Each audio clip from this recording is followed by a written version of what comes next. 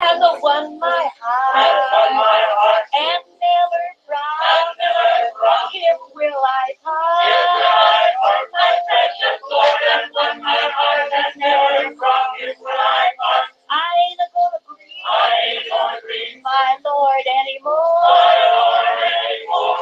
ain't gonna grieve. I ain't gonna grieve. I ain't gonna grieve. I ain't gonna grieve. I ain't gonna grieve. I ain't gonna grieve my Lord anymore. My Lord anymore. I ain't gonna grieve my Lord anymore. I ain't gonna grieve my Lord anymore. I ain't gonna grieve. I ain't gonna grieve my Lord anymore. My Lord anymore. Oh, see that lamb. Oh, see that lamb. See how she runs. See how she runs. Don't you never let her catch.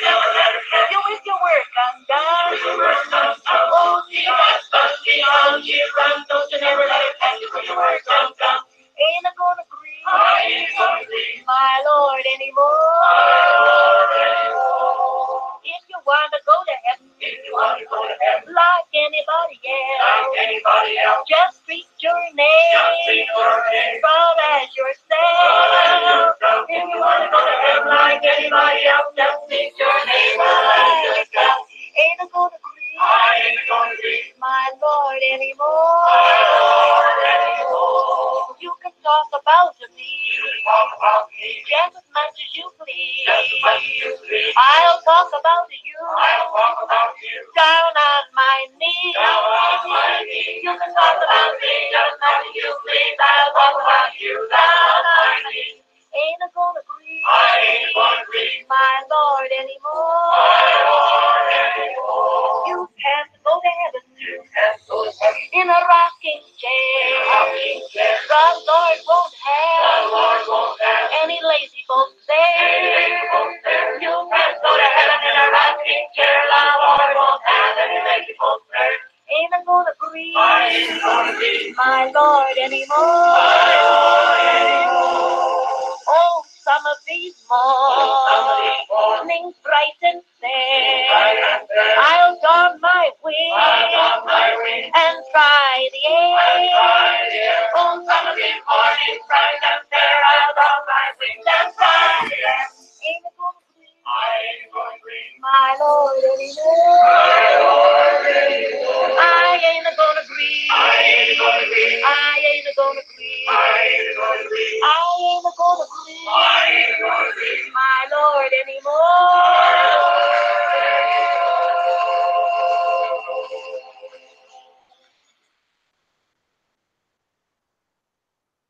And the darkness, a stranger missed his footing and fell over. And he had seen how high the Palisades were during the day, and he knew they sloped off down gradually, but he didn't know just what part he'd fallen off. Whether it was a deep part or the steepest part of what in the world would happen. He screamed for help, but no one heard him. The waves were washing in, but he was able to cling to a little bush that was there. And he clung with might and main. He said, oh, my God, help me. I can't hang on forever. Besides, the roots may pull out. And I'll be dashed to my death.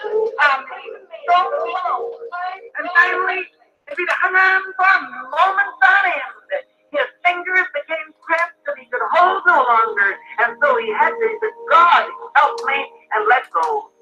And he fell exactly 1 3/4 inches. 1 3/4 inches. We have no need to doubt God. God lives. God's word is true. God's word has been proven. Angelus Temple with this great multitude here tonight, filled with hearts that know Jesus Christ as their Savior. Say amen. Wow. What an amazing, amazing woman. And good afternoon, everybody. And welcome to the Vintage Audio Radio Hangout number 3. And we're going to take a little departure today. And I'm glad to have you all along. This is certainly one of the hardest things for me to present, mainly because the person that we're going to talk about today is, what would I say? This person today is a total enigma. I cannot think of any person in American history, and certainly broadcast history in the United States of America, that during her period was such a enormous and well-known figure in the United States. When they would take polls of well-known Americans, she was ranked right up there with Lou Gehrig and Babe Ruth. And although today we certainly know Lou Gehrig and Babe Ruth, we don't know much about a person named Aimee Semple McPherson. And in reality, she was the biggest and most famous radio preacher of all time. And I'll bet if I was to do a poll, and good afternoon, everybody, I'll bet if I was to do a poll of people out there in the audience, I'll bet maybe 5–10% of the people, maybe, particularly if you were around the LA area, you may have heard the name Aimee Semple McPherson. Well, how many of you ever saw or heard of the movie Elmer Gantry, starring the great Burt Lancaster? I believe it was the Oscar that he won for that movie, starring a seductive and beautiful Shirley Jones, later to become the mom on the Partridge Family, and also the beautiful Jean Tierney as Sister Falconer in that I think her name was Sister Sharon Falconer. The funny thing about movies in Hollywood, and of course that was a 1960 movie, Elmer Gantry, very famous movie. But like most movies, it finds its roots in historical happenings. And that was the case with Aimee Semple McPherson.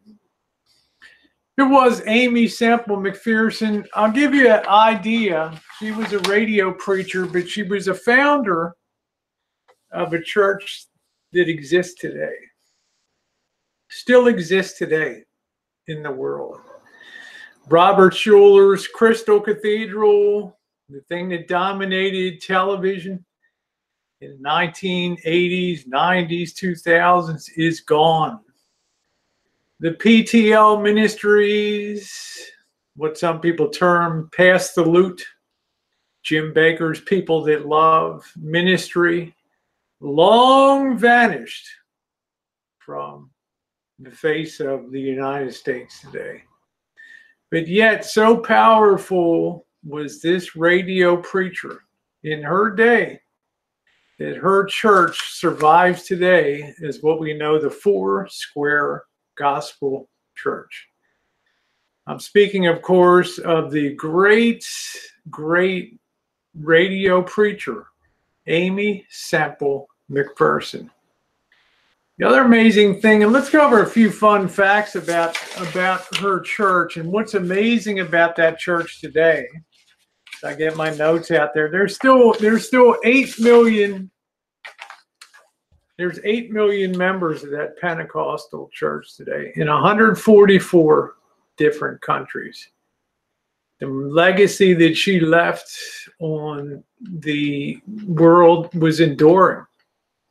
And yet she was the first one to really understand the power of radio in the 1920s. Nobody even knew at that time in the fascinating history of her KFSG,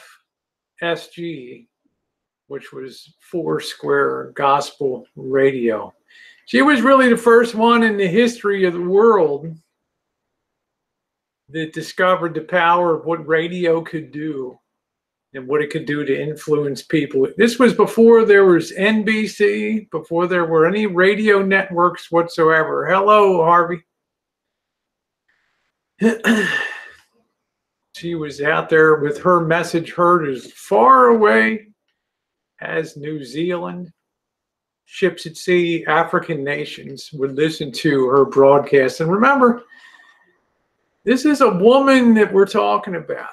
A woman in the 1920s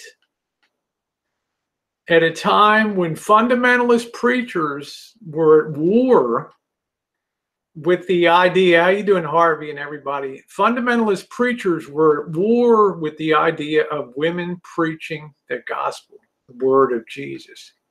Okay, imagine how revolutionary that was to tell your friends and acquaintances in Los Angeles and on the West and eventually the United States that you were a member of a Pentecostal congregation that was founded by a woman preaching the gospel of Jesus. Well, as you can imagine, in the 1920s, it really set her at odds with many of the preachers in the United States, particularly ones around the West Coast, to the extent that there were lawsuits, defamation, people encouraging people to quit this ministry, go to that ministry.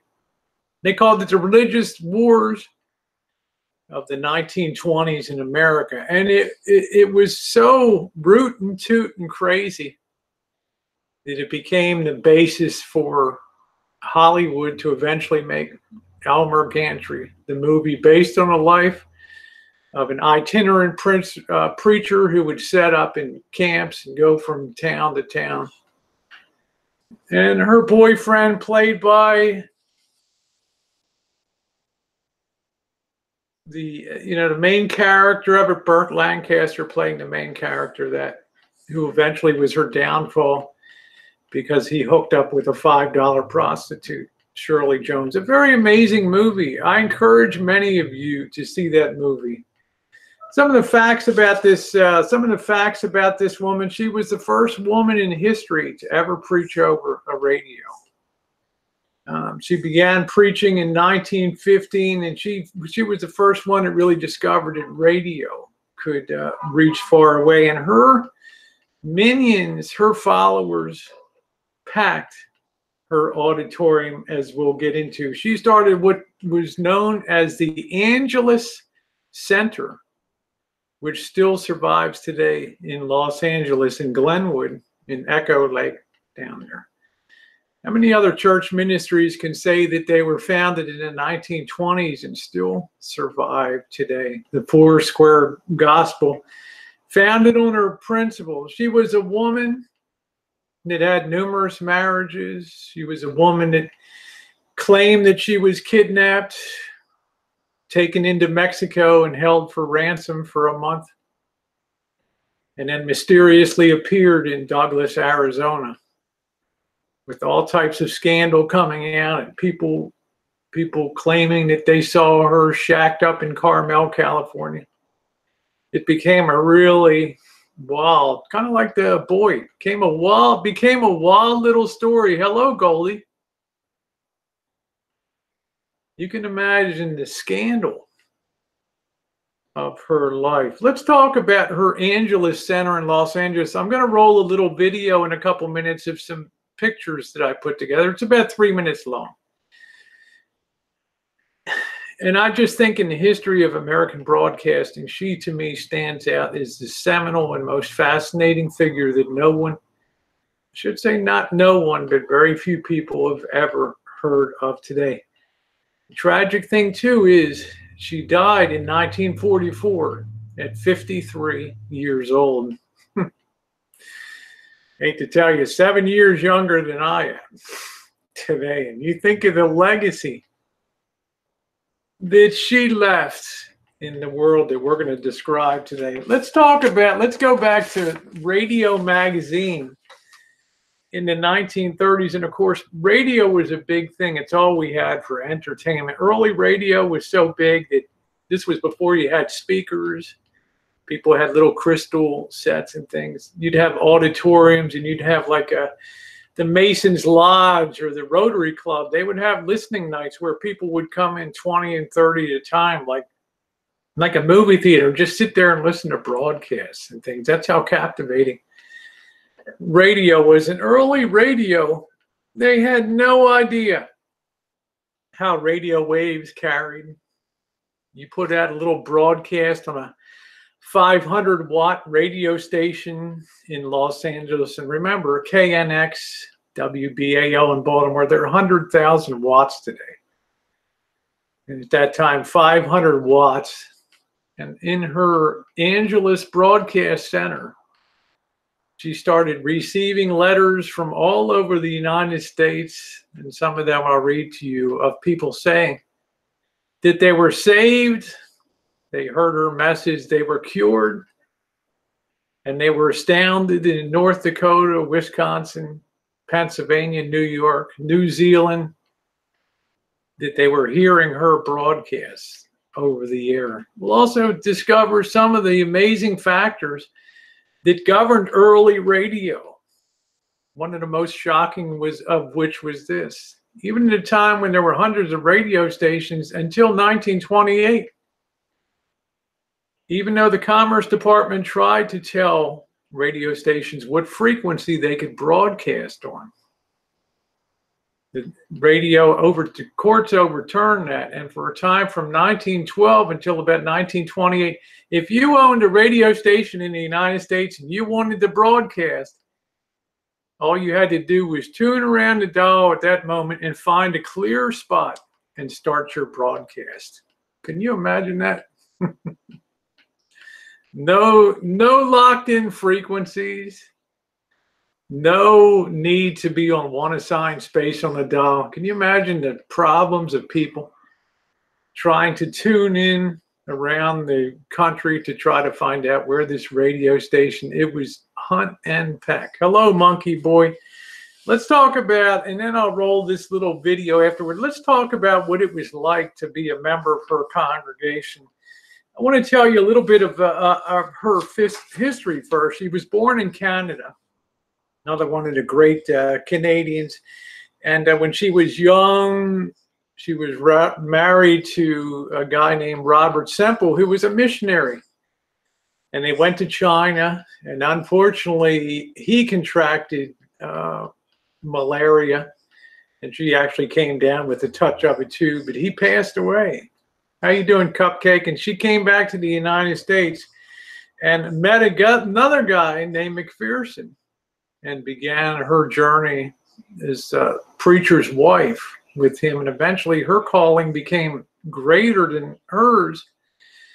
And with her mother one night, she decided to set off across the country, really the first women that ever made a coast-to-coast trip in automobile, stopping and preaching all the way across the U.S. But what was it like in her church at that time? This is what Radio Magazine says in 1930. They're introducing her now to the whole nation, right?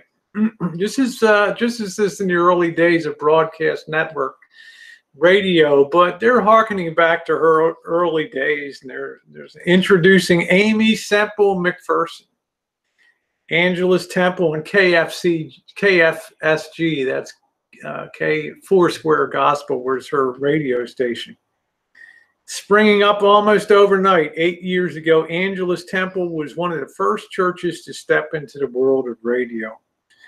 But it was also one of the most progressive. Angelus Temple, which still stands today and still holds services, with its pale amber walls gleaming in the sunlight and its silver radio towers flinging the message of its gospel to the world, stands beside beautiful Echo Lake Park, which shimmers in prismatic glory. I love the way people wrote that. Among feathery palms and trailing weeping willows, upon entering one of its crystal doors, one steps into an immense auditorium seating 5,300 people. 5,300 people. Think about that. That's bigger than most arenas in the United States. 5,003. Hey, Tanya. Thank you, Cupcake. 5,300. Hello, Alpha Wolf Polly. 5,300 people. Comfortable opera chairs, luxurious carpeted aisles, a great organ rising 80 feet above the proscenium arch, concealed lights, accommodations for 2 large choirs on either side of the platform, with room for band and orchestra just in front. Enable one to realize the extent of this the largest fireproof church in America. And to comprehend the lines and the beauty of its blue cloud painted ceiling overhead, stained glass windows depicting scenes in the life of Christ. KFSG, the glory station of the Pacific Coast, was supported entirely by gifts. People who donated a day in memory of a family member or an important event in their lives, such as birthday. Esther Frick, the temple organist, has broadcast 1,528 organ recitals. 2 broadcasting pipe organs, broadcasting 41 hours a week. It just blows me away to see that. At times she had a nervous breakdown, but the important thing is, and the best thing that she did was she started her church and paid off her church with cash raised by the members of the congregation. She never had a mortgage on that Angelus Temple. Probably one of the reasons that it stands today in the Foursquare Gospel Church is still so strong today. And we're going to tear into a little more about her life here. I just think she's absolutely an incredible, amazing person. I'm going to stop here. I'm going to roll this little video. Not every picture is perfectly in focus. We have some pictures at a time. You'll see some things about referencing her disappearance. Hey, they even did a musical about her scandalous, The Life and Trial of Aimee Semple McPherson. Yes. Her claim about being kidnapped and taken away and held for ransom. We'll read her ransom note that the captors allegedly made. The claims that people saw her up and down the coast of California hiding out in Carmel and little cottages with a mysterious man. Her comeback and her work during the Great Depression. Absolutely amazing person. And her death way before her time. Some of these pictures are old. They're a little fuzzy, but you'll get the message, the magnitude when she would preach in places in San Diego, in Spreckles, in front of Spreckles, Oregon, at the Balboa Park and Madison Square Garden, packing in tens of that, over 10,000 people. Let's go ahead and roll this, and you'll get an idea of this amazing woman. Give me a second there. Let me go ahead and start it over here. I hope it's loud enough. I'm not sure if you'll be able to hear. I hope you'll be able to hear it.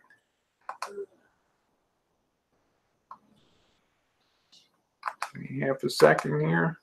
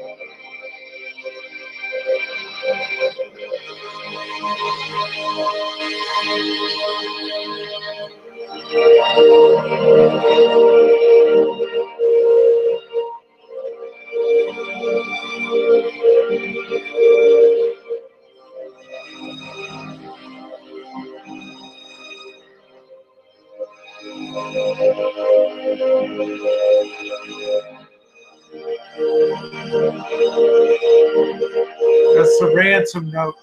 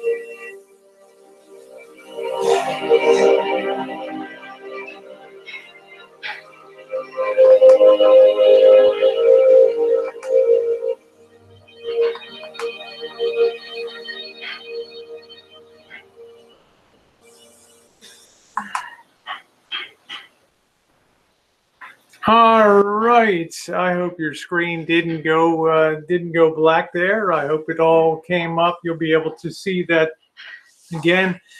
That is just a few of the little vignettes that made this this gal's life so colorful. And like many people that achieve fame and notoriety, many have a weak spot. Some have, and men too, some have a weakness for liquor. Some have a weakness for gambling. Some have a weakness for men and women. And she seemed to be, as she always said, men are my downfall in life. And she was a person, believe it or not, and this is going to fascinate you guys. She was not only a woman that had a notorious relationship with the great Milton Berle, the famous comedian, but she was also the person that had the distinction of baptizing Marilyn Monroe when she was a baby. She's got many claim to fames, which make her very dramatic, very dramatic. Thank you. Jen is doing well. So let's tear into her life. You know, on February 28th, into the morning hours of March 1st, 2003, KFSG went off the air. Why? Because it became absorbed. The ownership license was bought by a Spanish broadcasting company, and KFSG disappeared from the airwaves. Many people were shocked because when that station went off the air and changed hands and started playing Spanish music at 12 a.m. in 1 second, the longest standing radio ministry in history had gone off the air. And people were, there was no goodbyes, there were no retrospectives or histories on this amazing station, this amazing church. No memories from former KFSG workers to be shared. No old replays of old air checks. At the time, it's 9 p.m. on KFSG. The Lord will rise again. Our explanation is nothing at all. Why it went off the air. Hey, Schmiggy. Thank you, Joey D. Nothing at all. You wonder yourself how history disappears. Well, when things like that occur, when you just mysteriously, no goodbyes, no recorded farewells, people were awful disappointed when it went off the air. Most of the listeners in LA today had never even probably heard of KFSG, the Foursquare Gospel Church. That's understandable. It was only enormously popular 75 to 80 years ago, but at that time there were only about 14 radio stations in the United States. But in 1926, actors like Charlie Chaplin were regularly in attendance, and his Mary Pickford. You know, the actress, as I mentioned, Norma Jean Baker was baptized at that church in 1926. And actor Anthony Quinn, have you ever heard of him? He played in a Temple band as a teenager in the early 1930s. He also was the one designated in the whole congregation to translate her sermons into Spanish for the Mexicans that were in attendance. Hello, Vinny G. Pretty amazing. And when the great Johnny Mercer made that song, "Hooray for Hollywood," do, do, do, do, do, do, do, Hollywood, one of the verses in it included a tribute to Aimee Semple McPherson, where anyone at all from Shirley Temple to Aimee Semple is equally understood. Pretty famous person. There was a lot of fighting about the history of the early station. It was actually was not the first radio station on the air in Los Angeles. It was actually the 21st, but it was definitely the first station, the first radio station that ever had a woman broadcasting gospel and doing all that. But she was not the first woman in the United States to hold a radio license. These were issued by the Department of Commerce. There was no Federal Communications Commission back in the 1920s. Everything was under the Department of Commerce, and they didn't even have a clue what they were doing under the able-bodied tutelage of Secretary of Commerce Herbert Hoover. Amazingly.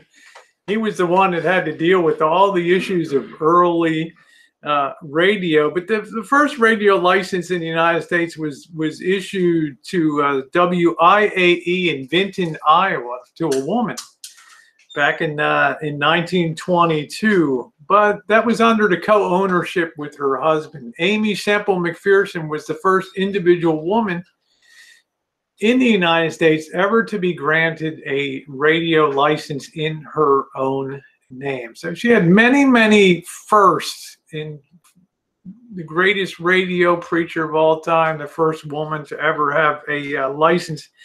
It was extremely rare, you can imagine, for a woman to be able to raise the finances and much less start a Christian. Hello, Bosco. It was really something else. There's a few Foursquare gospel churches here. We'll talk about some of the tenets, but just remember, Crystal Cathedral is gone. Robert Schuller's ministry is gone. The great Crystal Cathedral down in Southern California. PTL, Jim Baker's ministry is gone. You can think of the other ones out there. We went to see Jimmy Swaggart Ministries, a mere shadow of its former self. But that church, that Foursquare Gospel Church, grew from that small Angelus congregation, which still goes strong today in Los Angeles, to being 8 million members in 144 countries worldwide today. She did something right compared to a lot of the boys. Yes, the Catholic Church, the Archdiocese, is now a Catholic church down there. So she was the one that founded the Church of the Foursquare Gospel, and she settled in LA in 1918 after losing her first husband to malaria in China when they were overseas preaching there, coming back, getting remarried. Her second husband didn't want to do all the preaching. She ended up splitting and doing her own thing and becoming a preacher in her own right. And amazingly, she started a small following down in Los Angeles with her preaching method. She became like I don't want to say a freak, but how rare was it to have a woman that was preaching the gospel at that time? Because remember what I said at the beginning, it was considered by a lot of people, male and female, against the Bible for a woman to teach the gospel, because there was no reference ever in the Bible mentioning women being able to given the right to preach. Of course, it wasn't forbidden either. But when she started preaching in a tent and people started to come and follow, and she began to do faith healings, and all of a sudden people started to donating cash, she had the idea to start a ministry and to have a real church. And within a matter of just under a year, she had gathered enough money without a mortgage to build a 5,300 seat church. It still stands today down in Glendale, a suburb of Los Angeles. Pretty interesting person. So she also suffered a lot of blackmail too. As I said, her and her mother were really the first two women to ever be documented to have traveled across the United States in a car in the 1920s, which was pretty amazing, before Thelma and Louise. Yeah, Benny Hinn told them to build a warehouse. There you do. And hey, sis Judy, very amazing person. One of the things that she did was, which a lot of people disagreed with and really disliked too. She took traditional hymns, such as, she would take popular tunes at the time and then change it and put religious words in it. There was a famous 1925 song called "Yes, Sir, That's My Baby," and she changed it to "Yes, Sir, That's My Jesus." She would do all these song stylings, taking modern songs and having jazz orchestras and having really big productions in her church. And it would really get jazz people up, to the extent that when she had multiple services a day, even though there was 5,300 seats in the Angelus Center, there were still hundreds of people that were turned away. They couldn't get into the services. And it says, as it says here, her Angelus Temple stage was supposedly designed by Charlie Chaplin, who told Aimee Semple McPherson, what did he say to her? "Whether you like it or not, you're an actress in show business now." The famous stage shows in Angelus Temple rivaled those of Hollywood and Broadway. Because of that, her temple attracted people who never would have thought of ever going inside of a church. In other words, if you're going to put on a big production and put on a big show, it's not a bad way to attract people to come in and are the curious. And maybe you have a chance to convert some people and make some new conversions in Christ. Once inside, they were entertained by her message of salvation.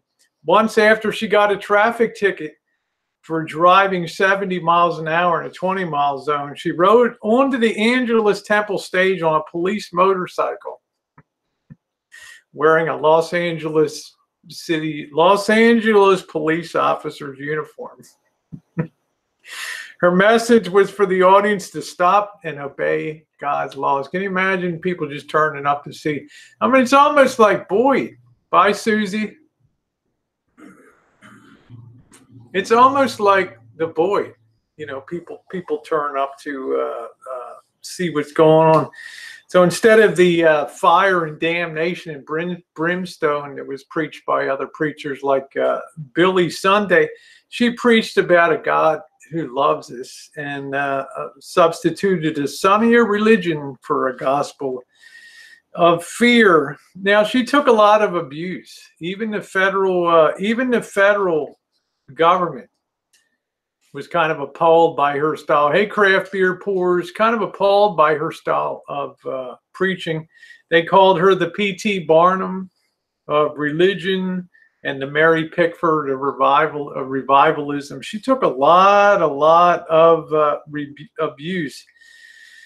But as I said, and we're going to tear into her radio experience now, there were only about 500 radio stations in the United States on AM in 1923. That might sound like a lot, but we have 5,000 stations today, 100 times more radio stations out there. She took a ton of abuse. Okay.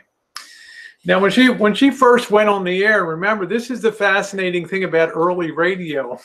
You send a signal out, 500 watts. Okay, remember, we have 100,000 is pretty much the standard for big radio stations today.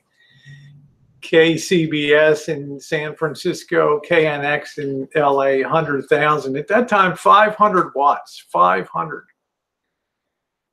But people soon discovered that when you tried to broadcast during the daytime, the signal was of a very poor quality because of sunspots, because of other atmospheric conditions. When the sun's up, it's much harder for a signal to get out.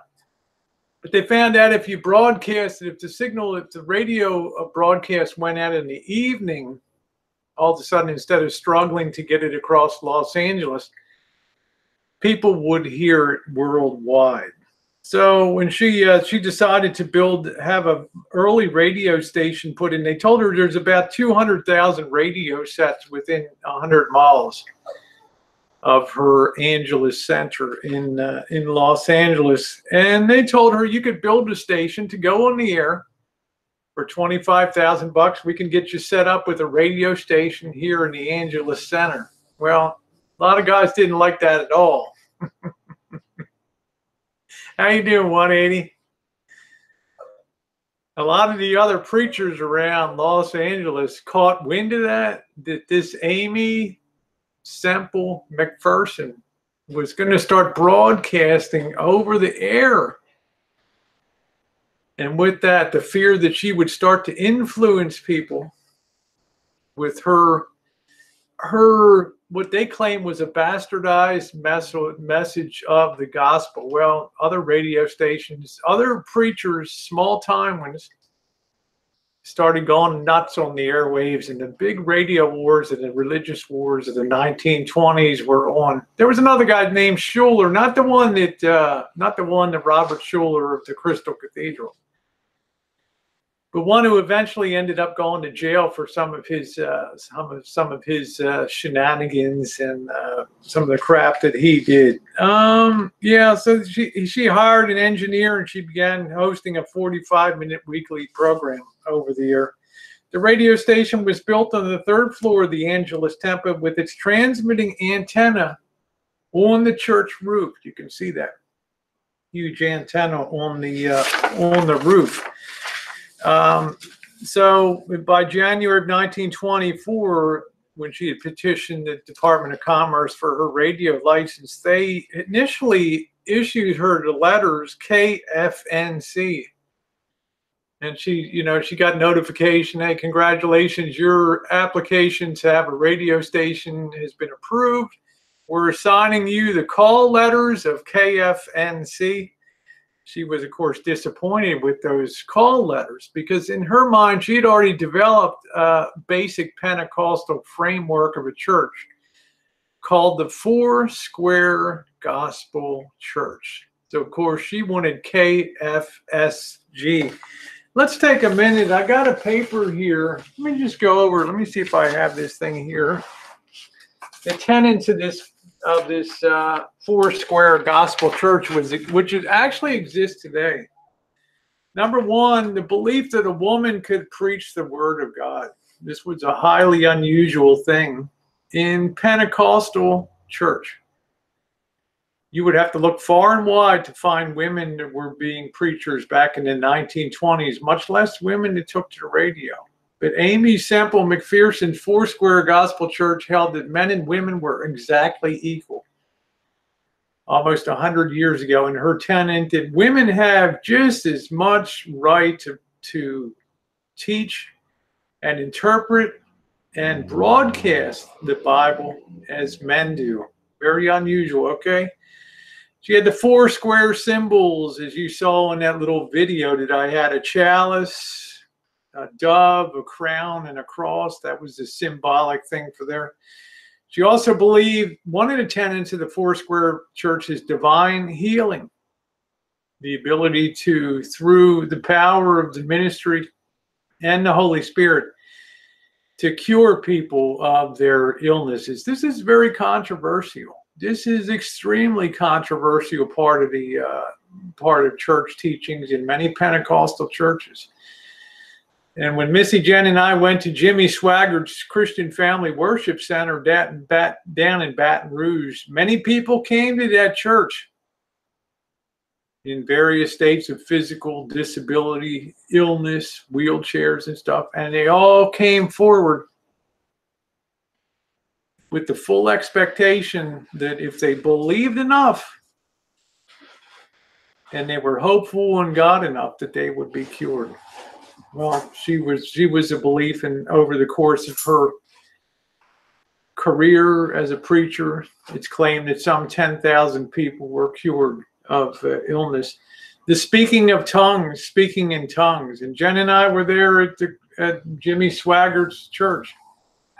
To me, it just sounded like people babbling, standing in front of me.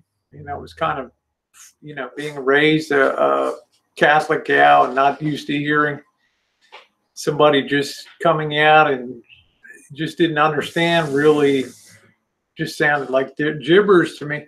They also believe in a very decentralized structure.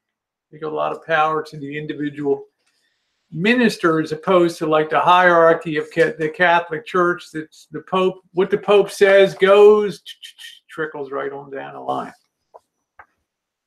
Even though they have a board of directors, it's up to the individual preacher to develop their own framework for teaching. I think it's very, very, very, very fascinating. Okay. Okay, so they had a big announcement on February 6, 1924. KSFG took to the air on 1080 kilocycles on the radio dial. Now, the public at that time, you might think that you just went over and clicked on your radio set. Not the case. AC, or plugging into the wall, was unknown for those early radio sets. There was no plug-in radio sets at all. At the time, you had to be a real enthusiast, a real radio nut at that time, and you had to go buy radios that used storage batteries. You had these big batteries that you would have to charge, and sometimes it took 2 or 3 batteries to get through a day's listening there. As I said here, the public was using a variety of radios that weren't even standardized yet to hear the broadcast. These operated on storage batteries for power, and usually a person had to have 3 different batteries to power these early radios. Recharging the batteries every so often became a chore, and the loudspeakers cost extra too. Okay, so it wasn't for anybody. It was until 3 or 4 years later that you could plug in and use your plug-in power from the wall to power your radio. So on February 6, 1924, they threw the switch on the 500-watt station, which they considered to be very, very, very high powered at that particular time. And a lot of the magazines covered the broadcast station, and enthusiastic thousands were assembled. Joyous anticipation rose to a flood tide as they pulled the switch, and the powerful 500-watt Western Electric tube-driven equipped station was formally dedicated to God, the people of the United States, Canada, Alaska, Mexico, Panama, Hawaii, South Seas. Now, it was very interesting after that. This is where you put something out, you don't ever know what's going to come back. And I find this very interesting. How you doing, hipster? Within a couple days after going on the air, telegrams and dispatches started coming into the radio station. They came in from Arizona, Colorado, Canada, the Mexican border. Now remember, this is no network at that time. This is 500-watt. Imagine 5 100-watt bulbs hooked together. notices started coming in from all over the world stating that they could hear the broadcast as clearly as if they were sitting in the church. Now, all of a sudden, Aimee Semple McPherson starts to be known outside of the Los Angeles area. Okay, number one, she has the distinction of being one of the few radio license owners in the United States, and number two, she's even more unique because she's a woman having this radio station. And yeah, they talk about the first words that were spoken over the air. We don't necessarily need that, but not every household, as I said before, had a radio, so people would join these listening groups at the Elk Club and Rotary Club and all these places to listen to her broadcast. And this was the first time a lot of people even ever heard radio before. Within weeks, her station was one of the most popular in Los Angeles, which already had 14 or 15 radio stations at the time. They didn't have any Arbitron, right? They didn't have any Arbitron ratings. They had no way to determine what people were doing. The only way they could really tell what impact you were making was that the telegrams and the mail coming into the Angelus Center there in Los Angeles. And it was the only way radio stations could even determine that their signals were getting out, and they had no idea who was hearing them. And as I said, they started sending letters. By March of 1924, 1 month later, mail was pouring into Angelus Temple from all over the United States and outside the country in response to the messages. All these dozens of bags of mail per week were answered by church members who volunteered to do that work. And they would send you out a little memorial program of their church service with a picture of Aimee Semple McPherson. She was a good looking woman too. I mean, it was like, you know, there's no doubt she was attractive to a lot of guys in there. Let's see, the station wouldn't go off. It wouldn't go on the air before 10:30 in the morning, and it would never went on the air before 10:30. And usually they like to broadcast at nighttime. Now here's on the listening end. Before the nation was connected by network radio, early radio fans sat up in the late hours of the night, tuning around to see which stations they could hear on their little sets. Outside large area cities typically weren't served by radio during the daytime hours. The AM band in the whole country only had 500 or 600 stations, not the 5,000 stations we have today. Think of what else wasn't there. There were no television broadcasts to interfere. There were no computers. There were no light dimmers. There was no dad running his razor. Okay. There were no fluorescent lights. There was none of those things to interfere with the signals that were going out to the nation. All right, but many people put up a little piece of copper wire, hooked up their radio to it, and they could pull in signals from 500 watt KFSG like it was next door with as much power seemingly as a 5,000 watt station. Pretty amazing. What they never knew before in radio, though, was that phenomenon of skip. When you broadcast a signal out due to the ionosphere of the Earth and the curvature, your signal goes out in a lot of different directions, but some measure of it smacks off the ionosphere like a stone skipping, and it comes back down, but you don't know where on Earth it comes down. And the fascinating thing was its signals skipped out into the night sky for thousands of miles, especially in the cold winter months. Letters were sent to Aimee Semple from listeners in North Dakota, North Carolina, Kentucky, Florida, Indiana, Pennsylvania, and other states. Dedicated listeners and radio hobbyists told KFSG how well the station was heard. Many others wrote about how the Angelus Temple service had affected them, and many of them claimed to be cured and grateful for being cured of their ills. Just a lot of people wrote being inspired and appreciated.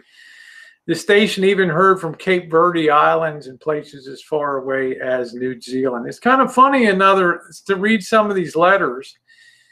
Here's one from 1925 that came in. We would be very unappreciative not to let you know we heard your birthday program this morning, February 6, 1925, the first anniversary of the radio show. I must tell you how we happened to tune in.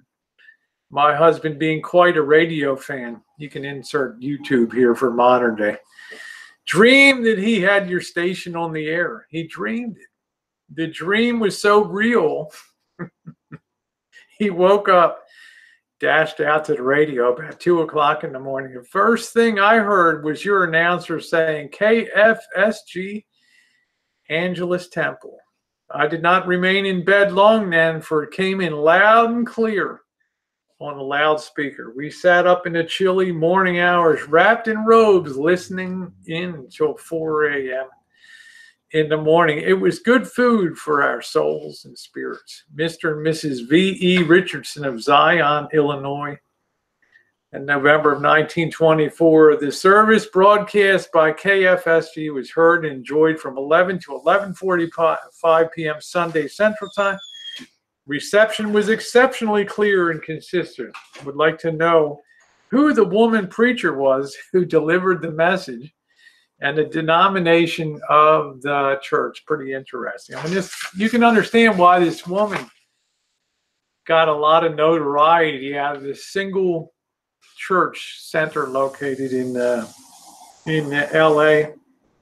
Here's another one, the winter of 1925. Just a word of appreciation of your organ program, which I heard here and greatly enjoyed. You must have a very fine transmitter out there, as I received you on a homemade single tube set. I tuned in on your wave at about 1:20 a.m. Eastern Standard Time and heard and understood every announcement until you signed off at 1:49. Sincerely, George D. Walter, Easton, Pennsylvania.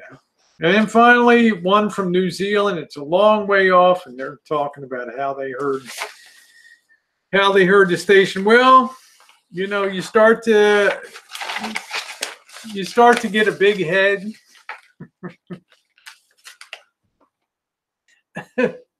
Cupcakes. I grew up from the next town. Start to get a big head, and then you got some problems. Remember, the radio at that time is like the Wild West. You have the Department of Commerce under the, thank you, This Girl's Journey. Hi, Vanessa. How are you, baby doll? You have a Department of Commerce that's totally overwhelmed with any idea of regulating radio at that time.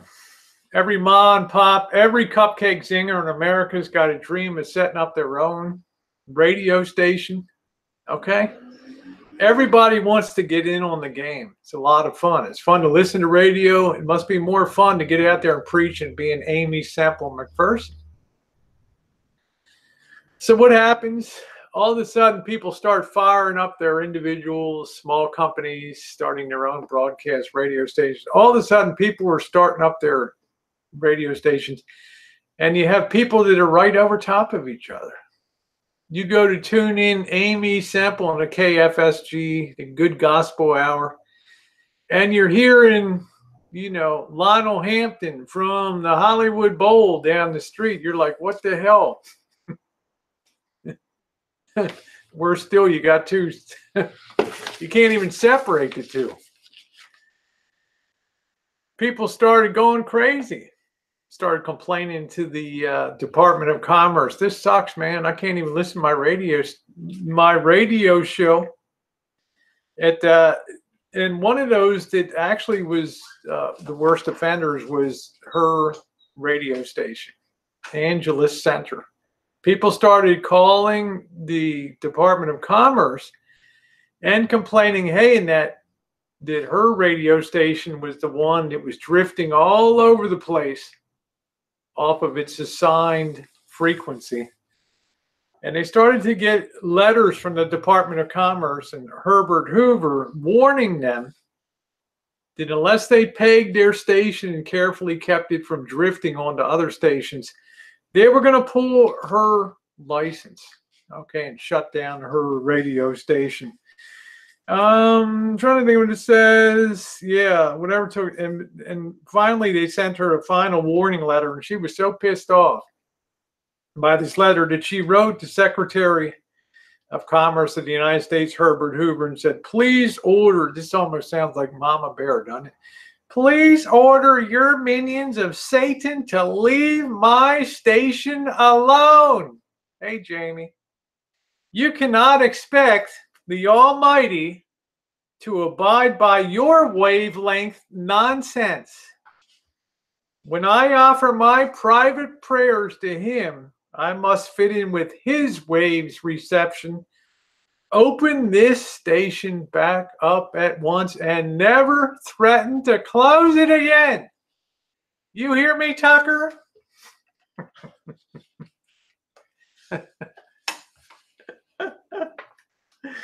Well, Herbert Hoover was in a state of shock, and he referenced this when he gave a speech in 1964, and he was asked about the run-in that he had with Aimee Semple McPherson, and he's saying, I can give you approximately what the telegram I received from her said, and then he repeated those words. He said the words were almost the same. He got a little different from what he said. He claims that she said, when I offer up my prayers, I must fit into the receiving sets in heaven. You don't know their wavelengths, and neither do I. Stop this nonsense interfering with me at once. That was Sister Aimee's way of telling Hoover, fuck off.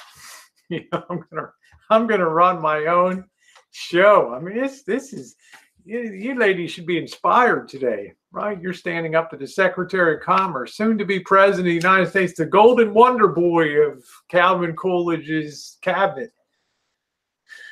And you're just standing your ground, right? You're telling them, screw off, man. Don't mess with my license. Of course, they backed off. Washington, D.C. backed off, and they gave her a break. But she did hire and have her station manager hire a more dedicated manager who would keep the station from drifting off of its assigned frequency. Now, what's really weird, this is the thing I never knew until I started looking into this story. One of the strangest aspects of this whole thing was the way a federal court in 1926 ruled against Herbert Hoover in the Department of Commerce. They said that the Department of Commerce had to issue radio licenses to anybody who asked for one. Anybody who wanted a radio license, and had no right to restrict what frequencies radio stations used, their hours of operation, or their transmitter power. Let's think about that. Think about that. You have to get, if you ask for a license, you have to get one. You can operate wherever the hell you want on the radio, though. And nobody can tell you the limitations on power that you put up. Well, you can imagine. You can imagine the free-for-all that ensued after that.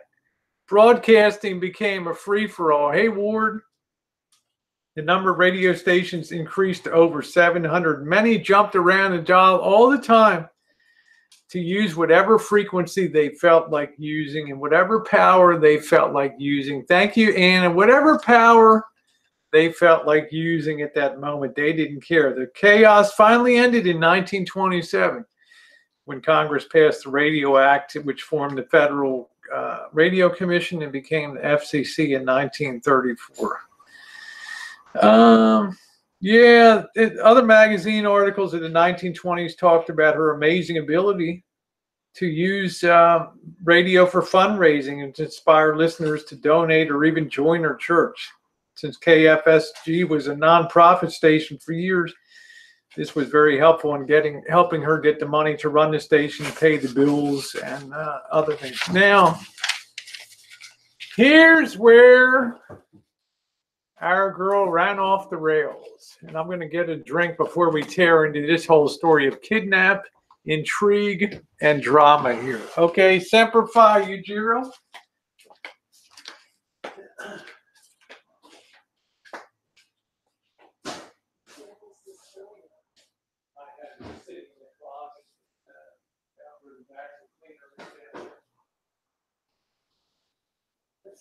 Radio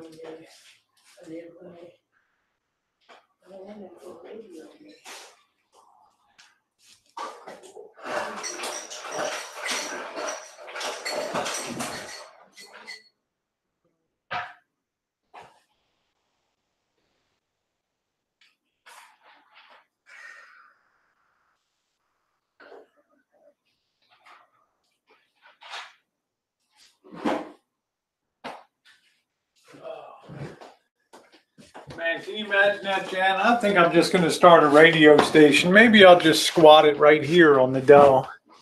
Join in with the drinking. Now, let's get down to it. This is where our girl went off the rails here. Okay, life is pretty good.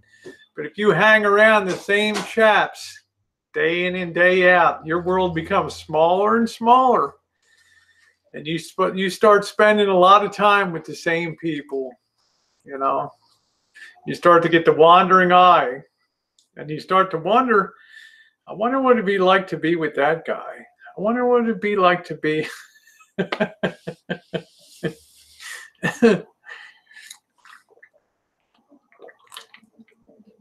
Pretty funny. Her chief engineer was a guy named Ken Ormiston. And remember that name. We'll call him Kenny Boy.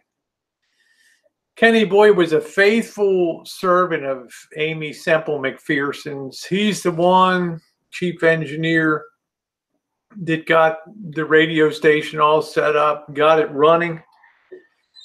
And people started wondering when those letters came in from other radio stations complaining, hey, how you doing, Harvey? Complaining that Aimee Semple McPherson's radio station was drifting over to their jazz programs or interrupting, you know, Bing Crosby or whatever. They started to get contacted. And they started to say, what the hell's going on with your chief engineer over there? Why in the hell, when she's broadcasting and running the service, why in the hell can't he keep this thing straight on where it's supposed to be on the radio dial? So they had become well established as a broadcast station. They think the friendship that he had with her may have caused him not to keep an eye on the transmitter when they were broadcasting, keeping an eye on the meters, because you know, they didn't have any frequency control. But here's the thing that the people in the church started to notice. During the temple services, during the Angelus Temple services, the KFSG engineer Ken Ormiston, Kenny Boy, who was agnostic, he believed in God, but he didn't necessarily believe in what they're doing, would talk to Aimee via telephone intercom from the KFSG control room on the temple's upper floor, and her pulpit chair. She would have a little phone that would be there. He would frequently crack jokes about the church, some of the attendees in the church, okay? The choir, the band. He was forever making jokes and cracking her up, which gave her the giggles during services. But apparently, and unknown to them, due to the excellent acoustics of the church, their private chats could often be heard in the second balcony, word for word, without them even knowing it, that they were being heard. Gossip about other people, gossip about members of the church. The gossip about the two of them was being heard more than they ever imagined. Their voices were being relayed. And the word began to spread quickly that these two might be having an affair. Okay. Aimee's mother, Minnie Kennedy, was very appalled by what she was hearing. She really loved her daughter to have a good, clean career, really believed in the gospel, really believed that to be a good preacher, you had to be above reproach, and you could not ever afford to be seen to be having affairs and messing around, cheating on people. So she encouraged him to fire Kenny Boy, the engineer, but she refused. And Kenny Boy eventually divorced his wife. Very interesting. But let's see the kidnapping story. Now here's the funny. This is where things got bad, and this is why they think Kenny Boy and her had an affair. On May 18th, 1926, Aimee went for a swim at Ocean Park between Santa Monica and Venice. During a day of relaxing at the beach and writing some sermons, her secretary stayed behind on the sand while Aimee was swimming. She was not seen again that day. Not seen again that day. At first, it was feared that she had drowned in the surf, but a search for her body turned up nothing. It's very rare if you drown. You know, the ocean, you know, the incoming tide is usually inevitably going to deposit your body up on shore. Her mother, son, daughter, and Angelus Temple workers were heartbroken, believing that she had died. Then on June 23rd, this is a little more than a month later, Aimee reappears in Douglas, Arizona, across from the Mexican border, with the story that she had been kidnapped from the beach, held captive, but managed to escape. This good news came a few days after her mother got a ransom note. It said Aimee would be sold into white slavery if the $500,000 ransom wasn't paid. The police and newspaper reporters, however, quickly noted that Aimee didn't appear sunburned at all. If she had walked across the desert for that many miles to freedom, and her shoes, clothes, and overall condition looked too good to make her story believable. They could also find no sign of a shack where McPherson claimed she had been held captive. I think it's also interesting when you look at a ransom note of that era. Now, of course, remember, this is a little bit before the Lindbergh kidnapping, you know, which really sensationalized, led to creation of the FBI, that in bootlegging, J. Edgar Hoover.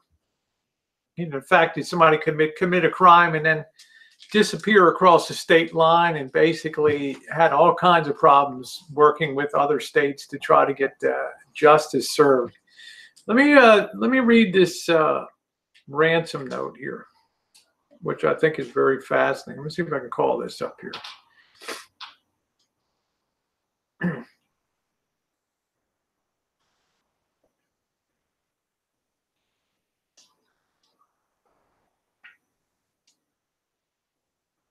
Let's see if I can find that.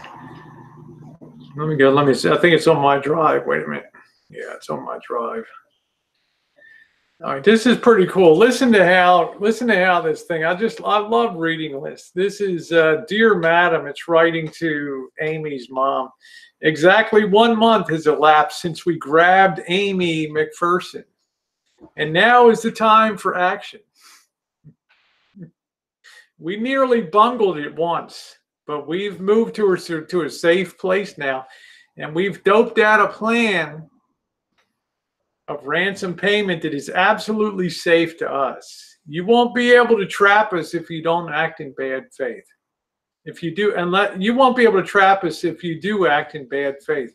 We doubt if you will attempt any funny business, though, when you are convinced this is no hoax or Sunday school picnic, and that we really do have your daughter.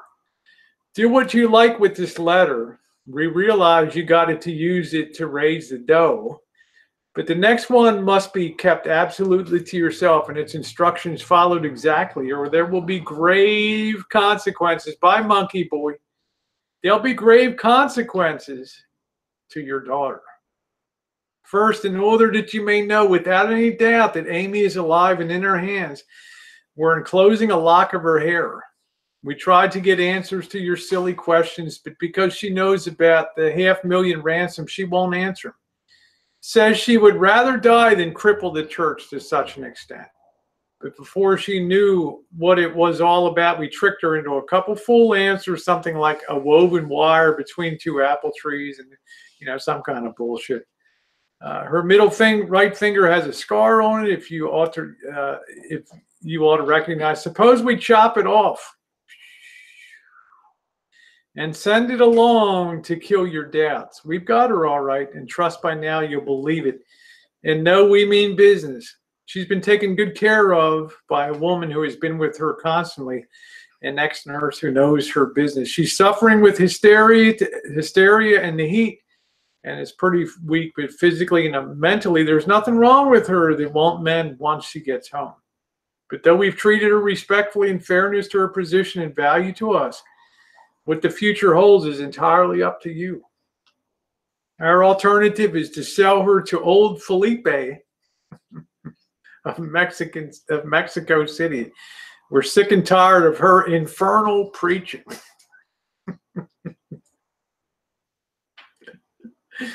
Can you imagine that somebody like Rosie O'Kelly that just doesn't fucking shut up? They get kidnapped and Jesus, this person just does not shut up.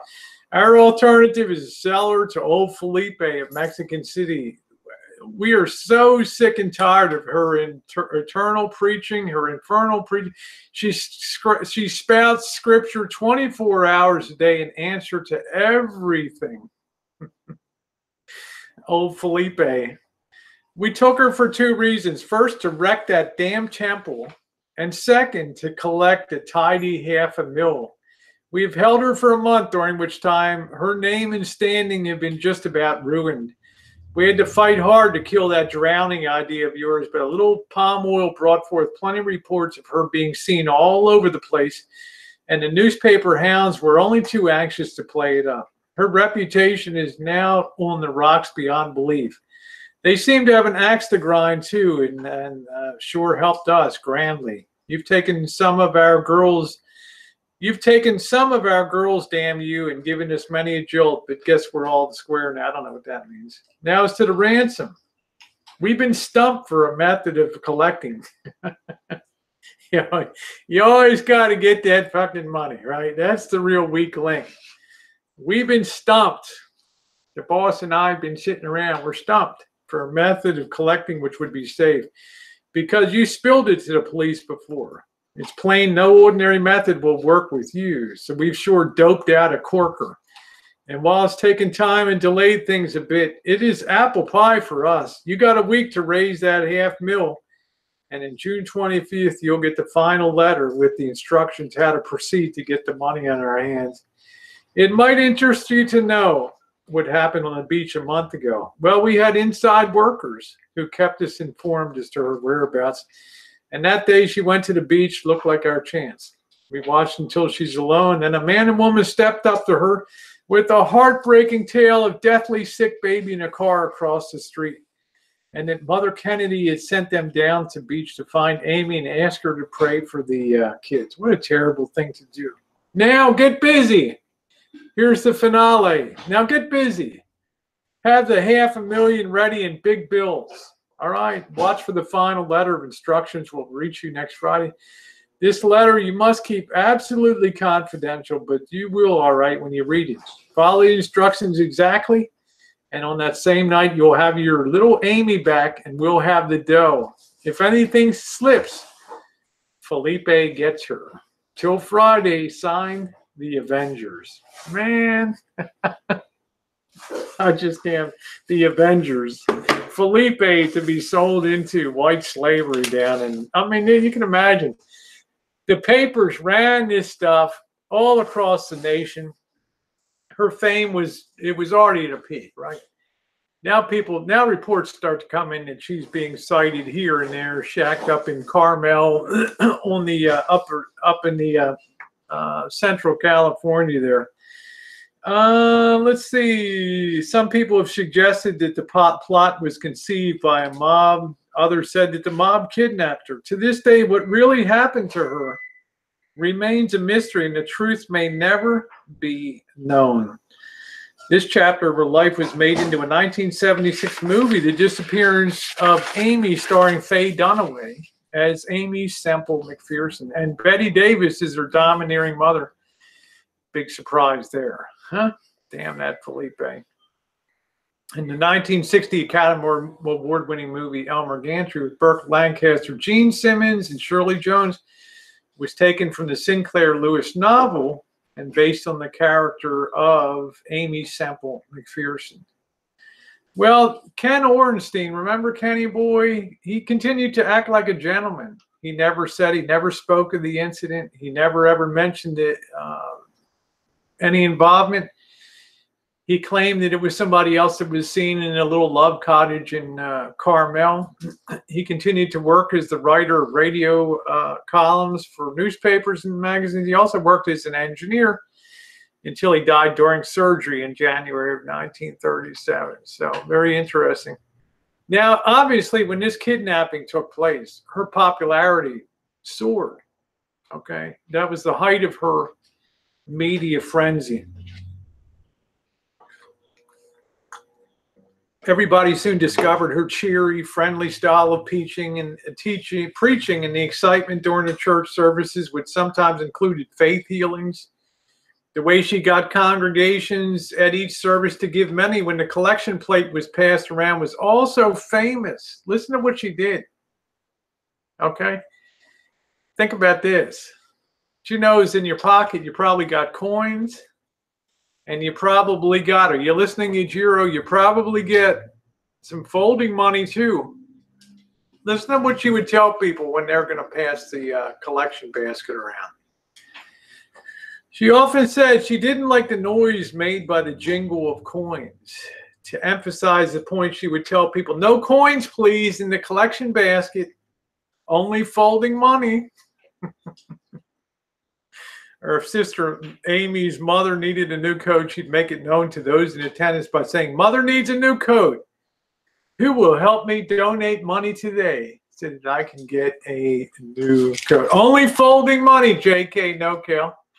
Only that gets, yep, now Marsh will get kidnapped to her stuff.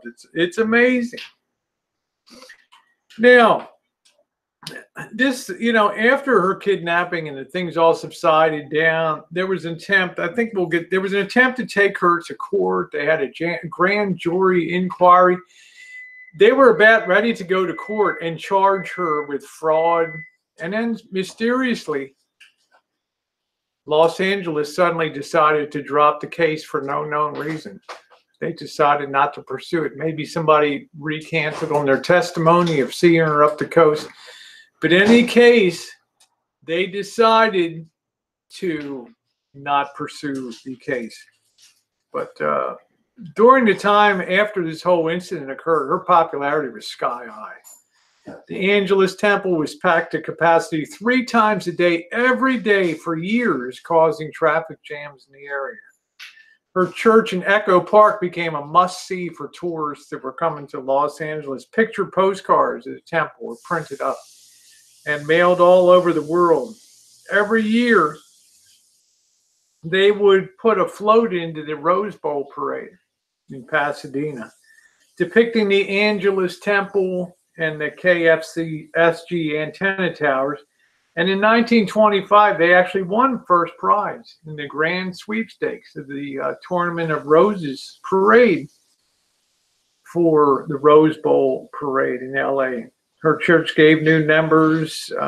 Now, so popular was her church, especially in Los Angeles, that it was said in the 1920s, throughout the 1920s, on warm summer evenings, Sunday mornings, on warm Sunday mornings and many warm evenings, one could walk down any Los Angeles residential street and never miss a word of one of her sermons on radio.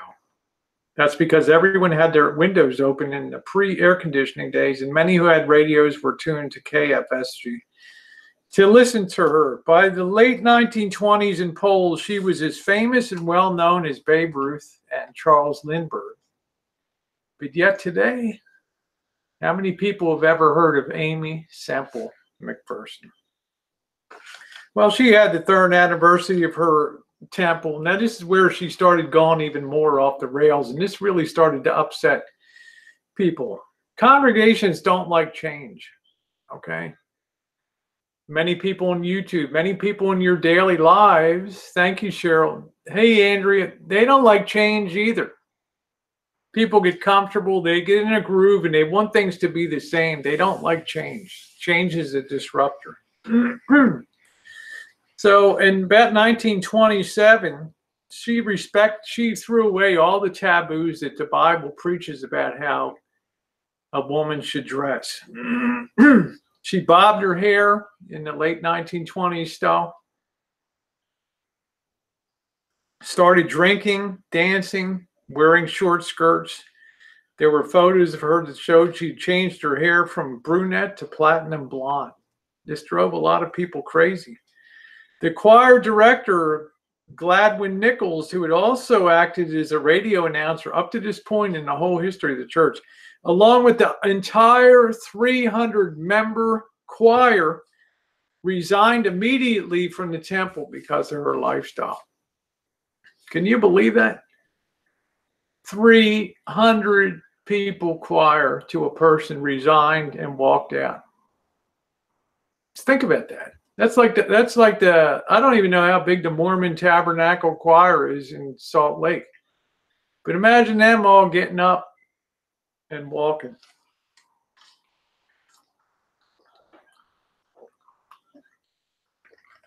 Well, after a while, you know, those who wanted to leave left, and the church went on. You know, her congregation went on. But by that time, by the late 1920s, the FCC was getting much more regimented with where you had to be on the dial. And the AM was getting so crowded with stations that they made her church, her broadcast station, they forced that station to share time with another station. And she didn't always get the slots that she wanted in the evening, and that was really the zenith or the high point of her church's career. So they forced her to share a station. He said sometimes they could be heard at night, other times they had to. She could be on Sunday, but her station really wasn't heard much during the week anymore. Once they split up once they reattributed the lines. And then basically to wrap it up, the Depression years hit. She continued on. She started up commissaries in Los Angeles that ended up feeding hundreds of thousands of meals over that period. She raised money in 1933 Long Beach earthquake. She ran into the church right in the middle of a broadcast service, grabbed the microphone, and asked everybody that was listening at that moment to come and rush blankets and any medical supplies, food, tents, anything that could be rushed down to the Long Beach area to help these victims. She always did a lot of she set up free medical clinics. She had soup kitchens that fed 80,000 people in its first months of operation. She was a very giving. She was a very loving person. Well, you know, we don't have to say much more about that, about her life. She went on to die at the age of 53 in Oakland, California. She took an overdose of, she was an insomniac and she took too many medicine. But she received a lot of accolades from the Treasury Department in World War II, and she went and helped sell a lot of bonds. She began to take tranquilizers on September 27, 1944. She was in Oakland to speak at a revival service. She'd taken an overdose of a hypnotic sedative and died in her sleep before her 53rd birthday. When she died and they totaled up her estate, she left a personal worth of, anybody want to take a guess what her net worth was when she died? Anybody want to take a guess on that? Any guess on that?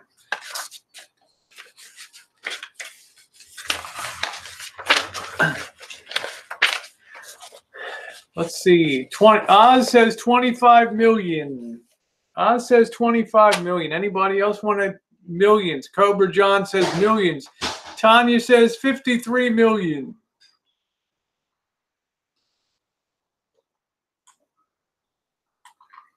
Anybody else want to hazard a guess on how much her estate was when they totaled it up at her death? 20,000. Cupcake says 25 million. That's right, Linda Francine. At the time of her death, her total estate was $10,000 at the time of her death. Yeah, Missy Jenn said 20,000. She really did plow back almost everything she ever got into that church. Was she a good person? Probably. We all have flaws. But there's no doubt that Aimee Semple McPherson became one of the most colorful people in the history of radio in the entire world. Not only the first person in her own name to hold a radio license in the United States, but also the first woman preacher in American history to take to the airwaves. The one that founded a church where others have fallen by the wayside. PTL, Robert Schuller's Crystal Cathedral have fallen by the wayside. Jimmy Swaggart's church in disgrace. Her church, the Foursquare Gospel Church, has sailed through today with 8 million members. And the Angelus Center in Los Angeles is still one of the most famous homes of religious worship on the whole West Coast. Did she succeed? I would say that she succeeded mightily. In ending, I'm going to roll our little video again with some pictures of her life. You'll see there a picture of her ransom note, some headlines from the newspapers, the place where she's buried. She was born a Canadian, died an American. Enjoy, and thanks for watching today about one of the greatest Americans few people have ever heard of. Let me go ahead and get this queued up. But one of the true amazing pioneers of American and world radio history. I will see you guys tonight. Let me just get this set up on screen share here. And I want to thank you very much for tuning in.